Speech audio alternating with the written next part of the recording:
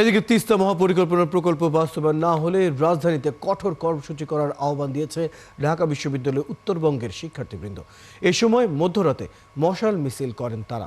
এর আগে তিস্তা নদী রক্ষায় মহাপরিকল্পনা দ্রুত বাস্তবায়নের দাবিতে উত্তাল হয়ে উঠেছে রংপুর বিভাগ।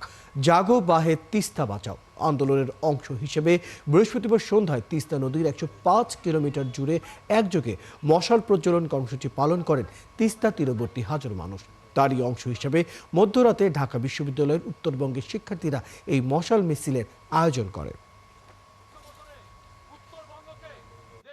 তিস্তা নিয়ে পরিকল্পনা জানিয়ে দীর্ঘ 12 বছর ধরে গড়িমসি চলছে।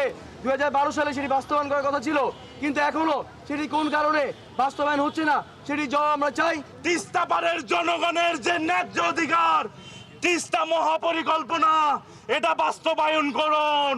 এটি আমাদের অধিকার এবং এই 44টি কপাট বন্ধ করা এবং খোলার মাধ্যমে আমাদের যখন পানির প্রয়োজন নেই তখন পানি ছেড়ে দিয়ে বন্যায় আক্রান্ত। আমরা গত এক মাস ধরে দেখছি যে গাইবান্ধা সহ অন্যান্য জেলাগুলো বন্যায় আক্রান্ত। আবার যখন আমাদের পানি প্রয়োজন হয় তখন এই কপাটগুলো বন্ধ করা হয়। আমরা এর ন্যায্য হিস্সা একবার ফিরিয়ে এনেছিলাম। আমরা আবারও চাই যে পরবর্তী যে সরকার আসবে, যারাই সরকার গঠন করুক, উত্তরবঙ্গের মানুষের এই বিষয়টিকে সর্বোচ্চ গুরুত্ব দেবে।